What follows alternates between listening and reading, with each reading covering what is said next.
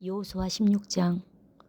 요셉 자손이 제비 뽑은 것은 여리고 샘 동쪽 곧 여리고 곁 요단으로부터 광야로 들어가 여리고로부터 베델 산지로 올라가고 베델에서부터 루스로 나아가 아래쪽 속의 경계를 지나 아다롯에 이르고 서쪽으로 내려가서 야블렛 족속의 경계와 아레벳 호론과 게세레까지 이르고 그 끝은 바다라. 요셉의 자손 므낫세와 에브라임이 그들의 기업을 받았더라. 에브라임 자손이 그들의 가족대로 받은 지역은 이러하니라. 그들의 기업의 경계는 동쪽으로 아다롯 아달에서 윗 베도론에 이르고 또 서쪽으로 나아가 북쪽 믹므다에 이르고 동쪽으로 돌아 다하나 실로에 이르러 야노아 동쪽을 지나고 야노아에서부터 아다롯과 나아라로 내려가 여리고를 만나서 요단으로 나아가고 또 답보아에서부터 서쪽으로 지나서 가나시네에 이르나니 그 끝은 바다라. 에브라임 자손의 지파가 그들의 가족대로 받은 기업이 이러하였고 그 외에 므낫세 자손의 기업 중에서 에브라임 자손을 위하여 구분한 모든 성읍과 그 마을들도 있었더라. 그들이 게셀에 거주하는 가나안 족속을 쫓아내지 아니하였으므로 가나안 족속이 오늘까지 에브라임 가운데에 거주하며 노역하는 종이 되니라. 아멘.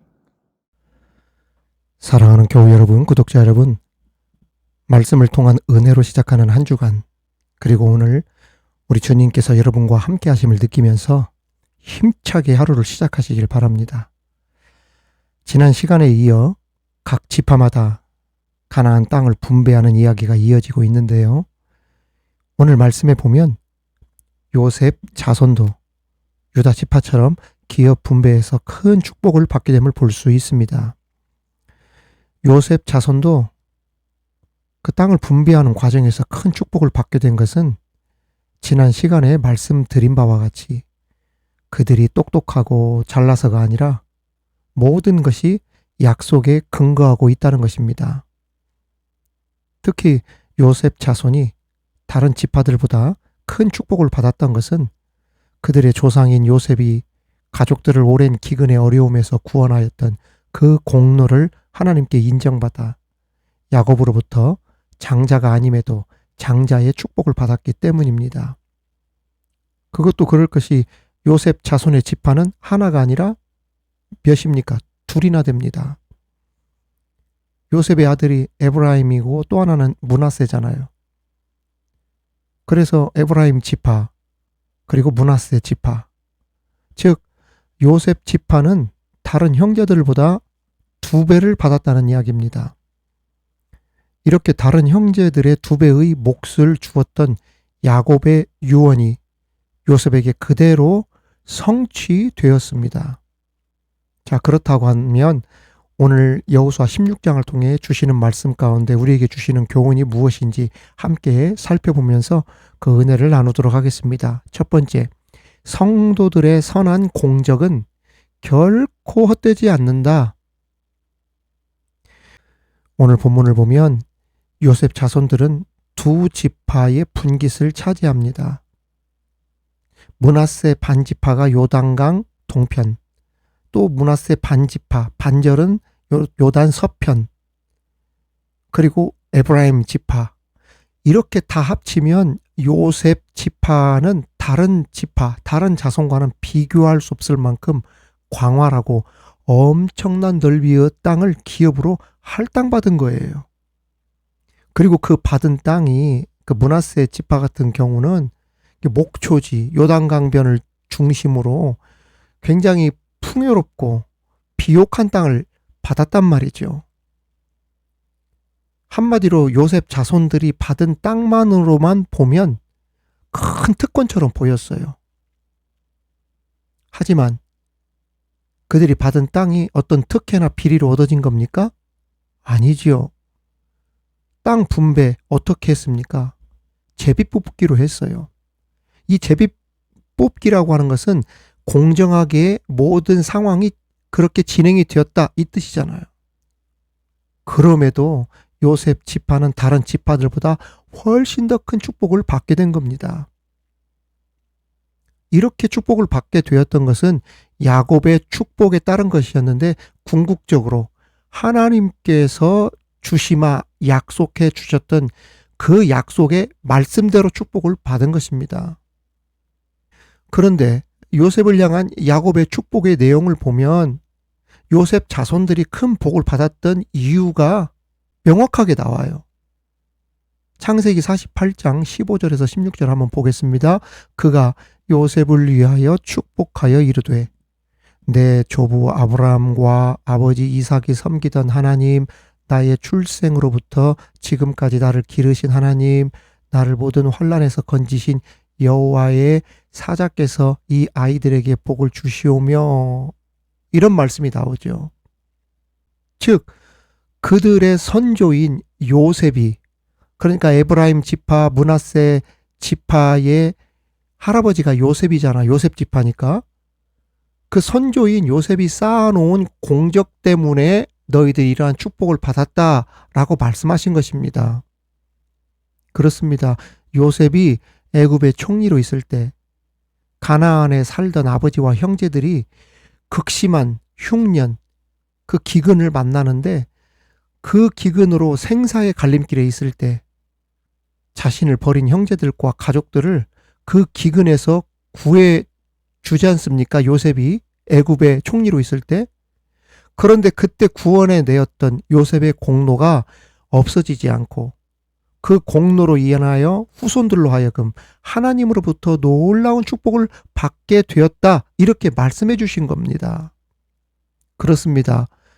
우리의 구원은 공로나 공적으로 얻어지는 것은 아닙니다만, 그렇다고 우리의 공적이나 공로가 헛된 것은 아님을 여러분 아시기 바랍니다.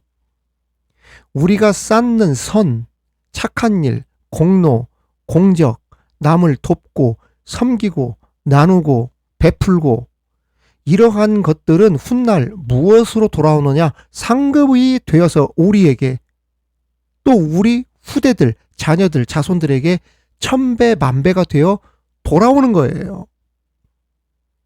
예수님께서도 이런 말씀을 하셨어요. 또 누구든지 제자의 이름으로 이 작은 자 중 하나에게 냉수 한 그릇이라도 주는 자는 내가 진실로 너희에게 이르노니 그 사람이 결단코 상을 잃지 아니하리라 하시니라. 할렐루야. 여러분, 이 말씀을 기억해야 할 것입니다. 그러므로 우리 믿음의 사람들은 착한 일에 힘써야 돼요. 하늘 창고에 선한 공적들을 쌓아 나갈 수 있어야 된다는 이야기입니다.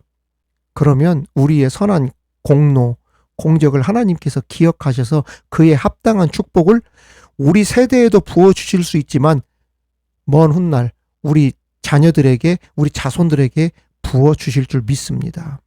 오늘 그 말씀을 해주신 겁니다. 두 번째 교훈은 사랑의 원리는 법을 초월한다는 겁니다. 오늘 여호수아 16장 9절에 보면 그 외에 므낫세 자손의 기업 중에서 에브라임 자손을 위하여 구분한 모든 성읍과 그 마을들도 있었더라 라고 했습니다. 여호수아 13장에서 19장까지는 그 많은 지면을 통해 계속 땅 이야기가 나오고 있어요. 그냥 가장 큰 이슈가 그 기업에 대한 이야기, 그 땅에 대한 이야기죠. 지금도 우리가 사는 사회 보십시오. 땅값, 부동산, 집값, 이런 이야기가 우리 사회의 가장 큰 이슈가 되고 있지 않습니까? 오늘날에도 땅이나 집에 대한 관심이 얼마나 많습니까?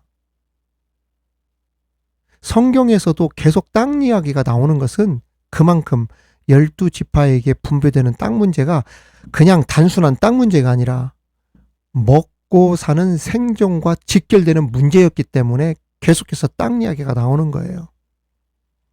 경작지, 목초지와 같은 땅들이 있어야 농사도 짓고 짐승을 먹일 수도 있었다는 이야기죠.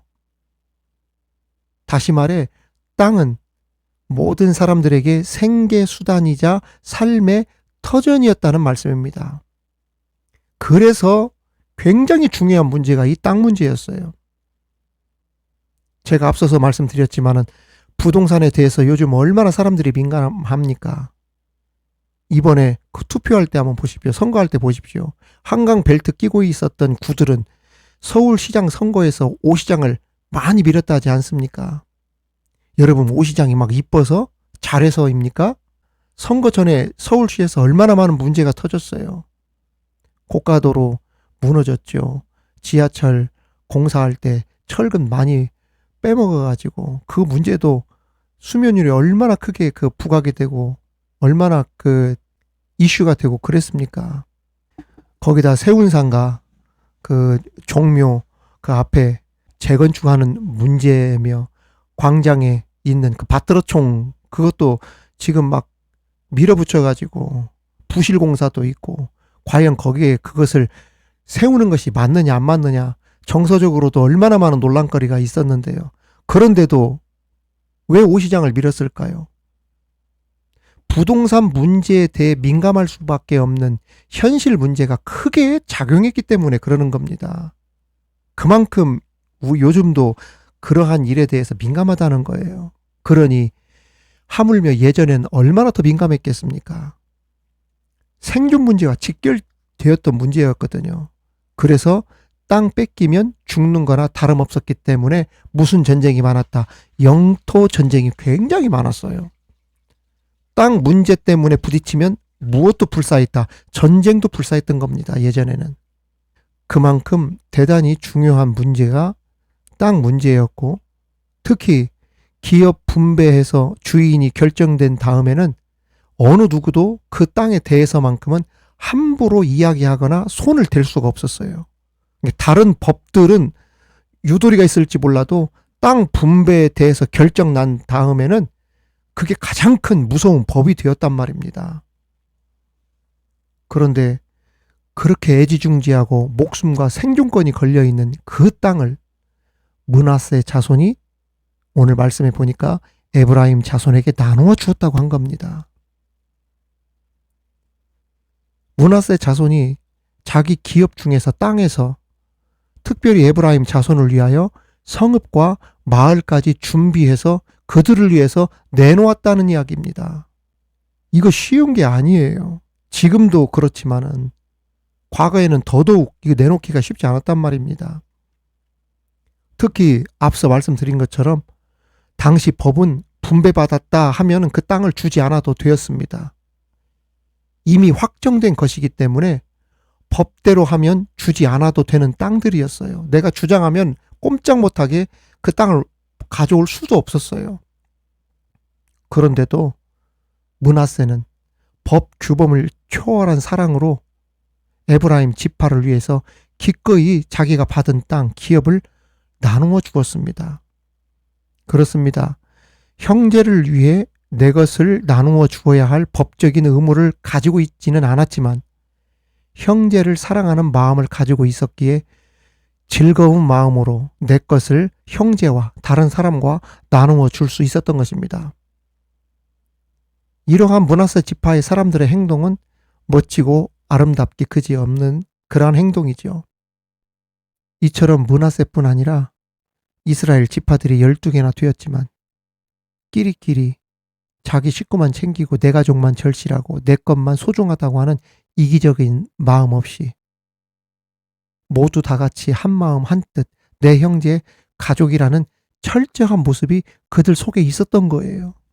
그래서 이스라엘이 나라의 크기나 인구 규모는 작았음에도 중동 근동을 호령하는 세계에서 가장 강인한 민족이 될 수가 있었던 것입니다.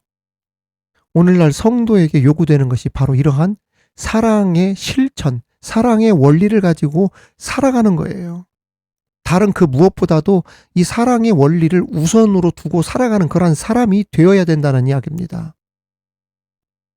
만일 하나님께서 사랑과 긍휼을 외면하신 채 오직 공의와 법에 의해서만 우리를 정확하게 판단하시고 법대로 심판하셨다고 한다면 아마 여기 살아남아 있을 사람 한 명도 없을 거예요.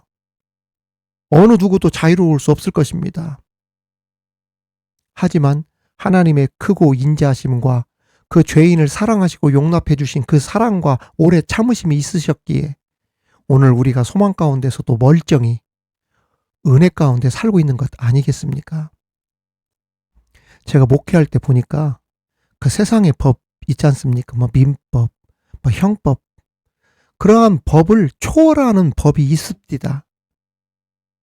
성도들이 머리로는 법과 정의로 판단하여 심판해야 합니다. 이렇게 외치지만 막상 성도들 마음속에서는 아무렴 이렇게까지 해야 되는가? 라고 하는 그러한 정서가 성도들에게 있다니까요. 이건 비단 성도들뿐 아니라 세상도 마찬가지예요. 그래서 세상에서 만든 법보다도 위에 있는 법이 무슨 법이라고 합니까? 관습법이라고 하는 것이 있어요. 그 동네나 그 사회가 가지고 있는 그 마음의 법이라는 것이 있어요. 그것이 위에 있다고 하잖아요. 때로는 법과 정의로 풀지 못하는 그러한 문제를 사랑과 긍휼과 용서로 더 쉽게 해결하고 풀어갈 수 있다는 것을 이제 사임을 하고 나니까 그런 생각이 들더라고요. 다른 것들은 후회할 거 하나도 없는데 내가 이것이 조금 부족했나라는 그런 생각이 가끔 들긴 합니다. 그렇습니다. 법과 정의도 중요하지만 사랑의 원리가 같이 가야 그 법이 빛이 나는 것이지, 그렇지 않으면 문제가 해결이 된들 그 사람들 마음속에 아픔과 상처는 남아있고 오래가는 법이죠. 1만 달란트를 탕감받고도 100데나리온 빚진 자를 용서 못해서 미워할 때 예수님께서 책망하셨습니다. 정직한 법과 함께 측은지심의 긍휼한 마음을 가지고 그것을 품고 가야 존경받는 자리에 서게 된다는 것을 우리는 항상 기억하며 잊지 말아야 될 줄 믿습니다. 그러한 저와 여러분이 되기를 주님의 이름으로 축원합니다. 마지막으로는 지극히 작은 죄도 우리의 영혼을 파멸시키기에 충분하다는 사실을 기억하라는 겁니다. 오늘 말씀의 10절에 보면 그들이 게셀에 거주하는 가나안 족속을 쫓아내지 아니하였으므로 가나안 족속이 오늘까지 에브라임 가운데 거주하며 노역하는 종이 되니라 라고 했습니다. 오늘 말씀 보니까 에브라임 지파가 게셀에 거하는 가나안 사람을 쫓아내지 아니하고 종으로 삼았다고 하는 내용이 나옵니다. 이렇게 한 데에는 에브라임 지파가 볼 때 게셀의 가나안 사람들이 자신들에게 위협이 되지 않는 아주 지극히 사소한 그러한 작은 족속, 사소한 존재로 여겼음을 의미합니다. 아마도 에브라임 사람들은 게셀 사람 정도야 그냥 살려두고 종으로 삼아도 우리들에게 아무런 해도 끼칠 수 없는 미약한 존재들이라 이렇게 생각했던 모양입니다. 실제로 게셀의 가나안 사람들은 육적으로만 보면 이스라엘에 대항할 수 있는 그러한 존재들이 아니었어요. 성경 어디에도 게셀의 가나안 사람들이 이스라엘에 대적했다는 기록도 없거든요.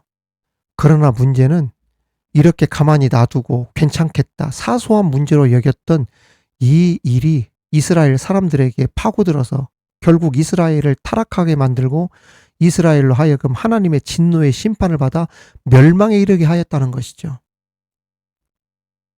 별것 아니다, 그깟 게셀 족속이 아무것도 아니지라고 하찮게 여기고 사소하게 여겼던 그 문제가 훗날 이스라엘 멸망의 불씨가 되었는데, 여기서 우리는 귀한 영적인 교훈을 얻을 수 있습니다.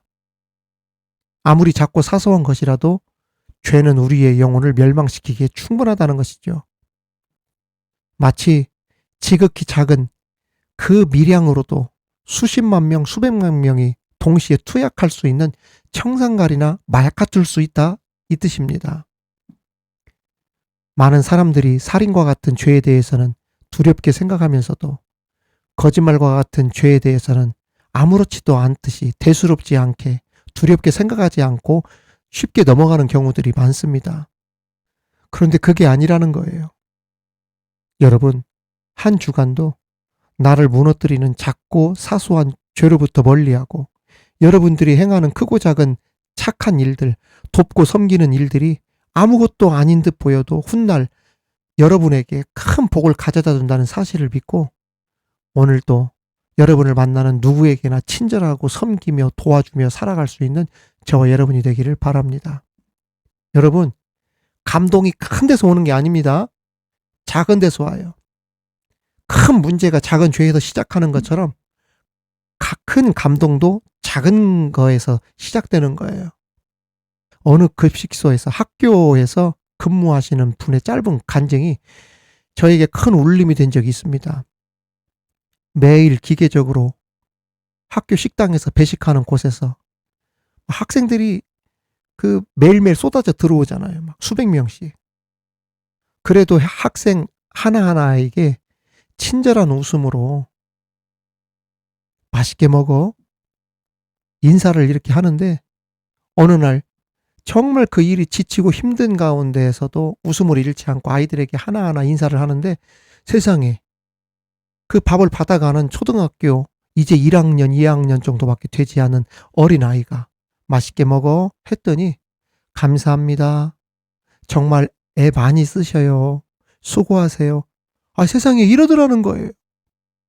애쓰신다고, 수고하신다는 그 말 한마디, 세상에 사회 나가 살면서 얼마나 많이 들어본 말이에요. 그런데 그 어린아이, 그 진심이 담긴 그 말 한마디를 딱 듣는 순간에 갑자기 울컥하면서 눈에서 눈물이 핑 돌더라요. 그리고 꾹 참고 배식이 끝나고 조용히 쉬는 시간에 가서 펑펑 울었다지 않습니까?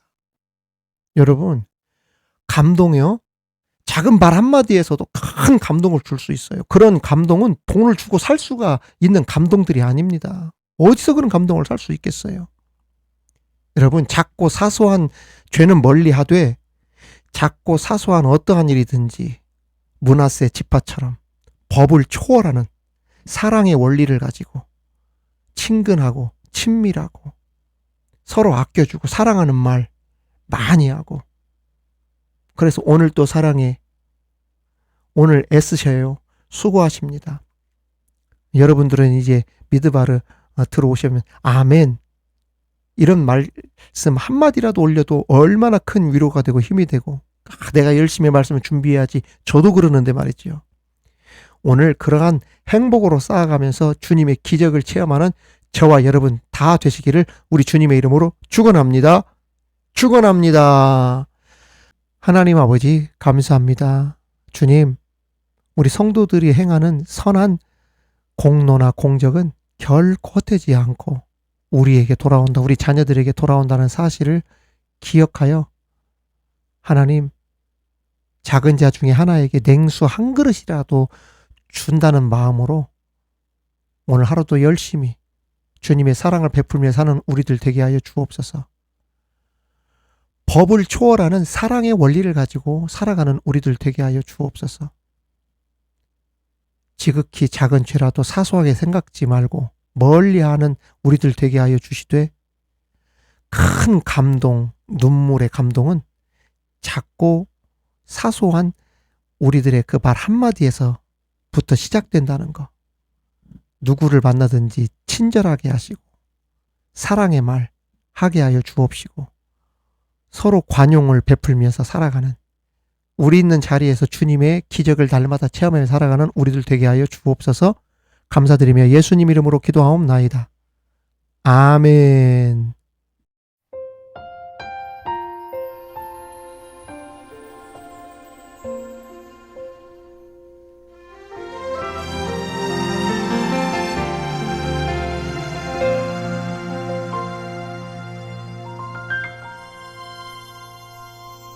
내가 천사의 말한다 해도 내 맘에 사랑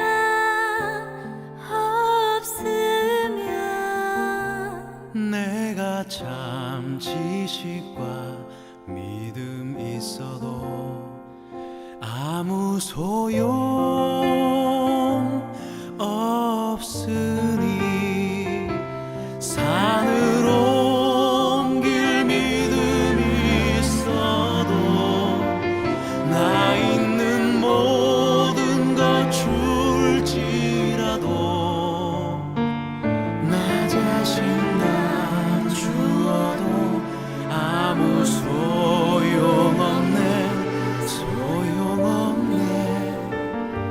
사랑은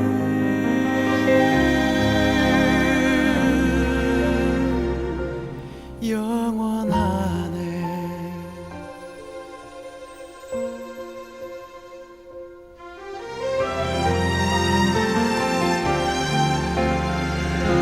사랑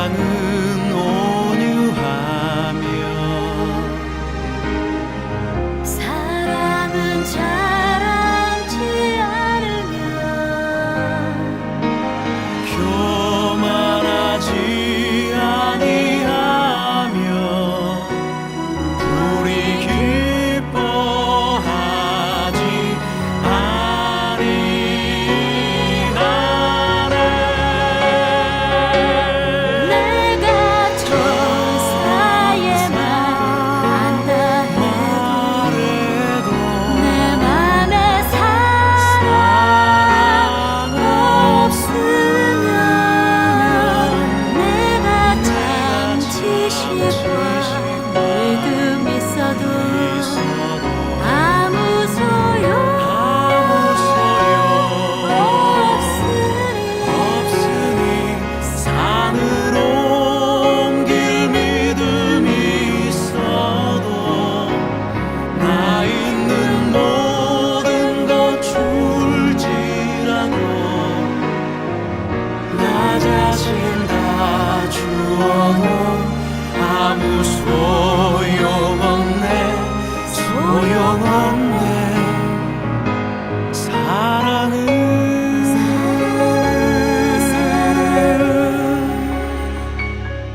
영원하네